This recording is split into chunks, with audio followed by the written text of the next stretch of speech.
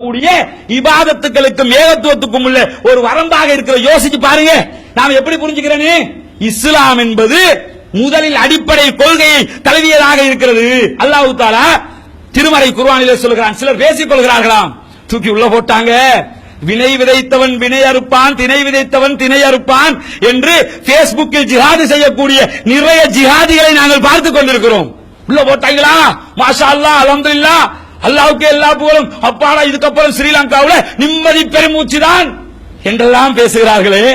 கொஞ்சம் சிந்திக்க வேண்டாம், கொஞ்சம் யோசித்து பார்க்க வேண்டாம். யாரை அப்பா தூக்கி உள்ளே போட்டார்கள்? அந்த மனிதன் செய்த குற்றம் தான் என்ன? உள்ளே தூக்கி போடும் அளவுக்கு அவர் மீது உங்களுக்கு அவ்வளவு வெறுப்பு ஏன் வந்தது? இஸ்லாத்தை அதன் தூய வடிவிலே மாற்று மத மக்களுக்கும் புரிகிற விதமாக அவன் சொன்னானே, அதுதான் தப்பாய் போய்விட்டதா? இந்த இடத்திலே ஒன்றை ஞாபகப்படுத்த விரும்புகிறேன்.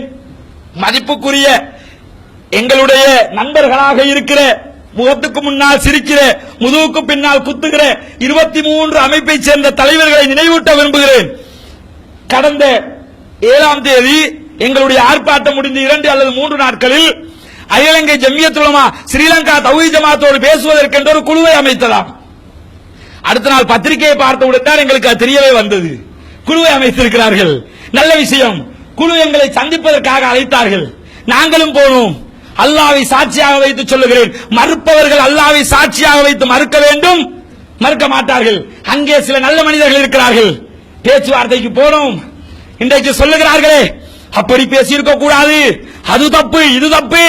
இப்படி சொன்னவர்கள் அன்று செய்தது என்ன தெரியுமா? நாங்கள் உள்ளே நுழையும் போது எங்களை அவர்கள் வரவேற்ற விதம் இருக்கிறதே, ஒவ்வொருவரும் ஓடி வந்து எங்களை கட்டி தழுவி ஆற தழுவி கொண்டார்கள். அத்தனை பேரும் உங்களுடைய உரைகளை கேட்டு எங்களை அறியாமல் நாங்களே தக்பீர் சொல்லிவிட்டோம் அப்பா. அவர்கள் சொன்ன வார்த்தை, அல்லாஹ் மீது சத்தியமிட்டு சொல்லுகிறேன், அவர்களை அறியாமல் அவர்களே அல்லாஹ் மீது அல்லாஹ்வை புகழ்ந்து தக்பீர் சொல்லிவிட்டார்களாம். எங்களுடைய மனங்களில் எல்லாம் இருந்ததை உங்களுடைய வாய்களால் வெளியே கொண்டு வந்தீர்கள். அவருக்கு ஒருவர் இப்படி பேச மாட்டானா என்று கொதித்து போயிருந்தோம், நீங்கள் அதை செய்தீர்கள் அப்பா என்று பாராட்டியவர்கள், சீராட்டியவர்கள் சில வாதங்களை முன்வைத்தார்கள். பிறகு சொல்லுகிறார்கள், உங்களுடைய பேச்சால் இனவாதம் துளிர்விட்டது, வரிக்கு வரி பதில் கொடுத்தோம், நாங்கள் தயாராக இருக்கிறோம்.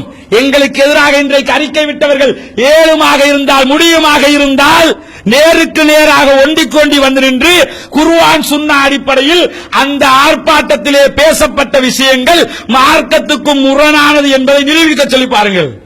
கண்டிப்பாக வரமாட்டார்கள். ஏன் தெரியுமா?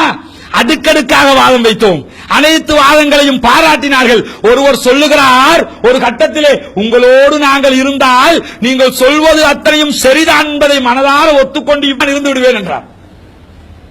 சொல்லுகிறோம், என்ன சொல்லுகிறோம்? சொல்ல பேச தெரியவில்லை என்கிறார்கள். இவருக்கு பேச தெரியல, இப்படியா பேசுறது? ஒரே ஒரு ஹதீஸை தான் எடுத்து வைத்தோம், அத்தனை பேருக்கும் பேச முடியாமல் போனது. ஏன்? முஃப்திகள் வந்திருந்தார்கள், அவர்கள் ஃபத்வா குழுவில் இருக்கிறார்களாம், மொழியாக்க குழுவில் இருக்கிறார்களாம். என்ன கேட்டோம் தெரியுமா? ஹுதைபியா உடன்படிக்கை சகோதரர்களே, ஹுதைபியா உடன்படிக்கை நேரத்திலே அபூபக்கர் சித்திக் ரலியல்லாஹு அன்ஹு அவர்கள் நபிகள் நாயகத்துக்கு பின்னால் நின்று கொண்டிருக்கிறார்கள். ரசூலுல்லாஹ்வோடு பேசுவதற்கு உர்வா என்கிற உர்வா என்பவர் வருகிறார். வந்து சொல்லுகிறார், முகமதே சமாளித்து போய் விடுவோம், சண்டை வேண்டாம், அரபுகளோடு சண்டை பிடிக்க போக வேண்டாம், நாம் எல்லாம் சமாதானமா போவோம். ஏன் தெரியுமா? கொஞ்சம் திரும்பி பாருங்க, உங்க ஆக்கள முகங்களே மாறி போயிருக்குது, பயந்த மாதிரி இருக்குது, ஏதாவது செஞ்சிருவாங்களோ மாதிரி இருக்குது, அதனால சமாதானமா போயிருவோமான்னு சொல்லி இவ்வளவுதாங்க சொன்னாரு. இதுக்கு நீ போயா, இதெல்லாம் தேவையில்லை, நாங்க நல்லா இருக்கிறோம், இப்படி ஒரு பதிலை சொல்லி இருக்கலாமா இல்லையா?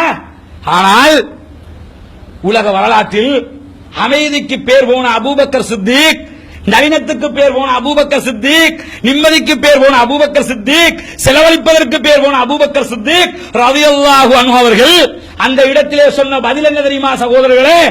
உம்சுஸ் பி பதில் லாத் என்றார்கள். நாங்கள் கேட்டோம், உலமா பெருந்தகைகளே இதற்கு மொழியாக்கம் கொஞ்சம் சொல்லிக் கொடுங்களே என்று கேட்டோம். அனைவரும் தலையை குனிந்தார்கள் வெட்கப்பட்டு. இதுக்கு நாங்க மொழியாக்கம் பண்றதா? சஹீஹுல் புகாரியின் தமிழாக்கத்தை நீங்கள் எடுத்து பாருங்கள், இந்த அரபி வார்த்தைக்கு மொழியாக்கமே செய்யவில்லை அவர்கள். அவ்வளவு வல்கரான வார்த்தை. உன்னுடைய லாத் என்கிற சிலையினுடைய மர்ம உறுப்பை போய் சுவைத்து பார் என்றார்கள் அபூபக்கர் சித்திக்.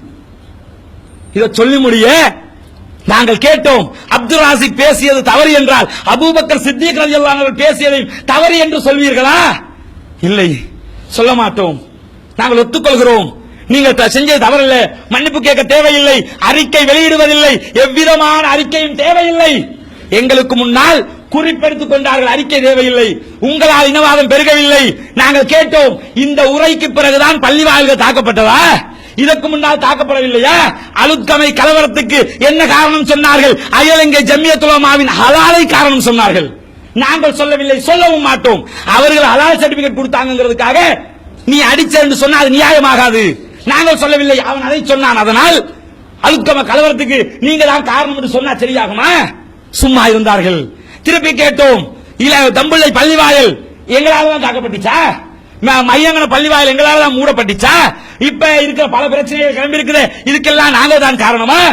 அனைத்து உலமாக்களும் அனைத்து புத்திஜீவிகளும் வாய் மூடி மௌனம் காத்தார்கள். மௌனம் காத்துவிட்டு இல்லை இல்லை உங்களால் ஒன்றும் நடக்கவில்லை, இன்றைக்கு கூட பத்திரிகைகளில் சொல்லி இருக்கிறார்கள், தௌஹீத் ஜமாத் யாரோடும் இணைவதில்லை, மார்க்க விஷயத்தில் தனித்து நிற்பதை போன்று சமுதாய விஷயத்திலும் தனித்து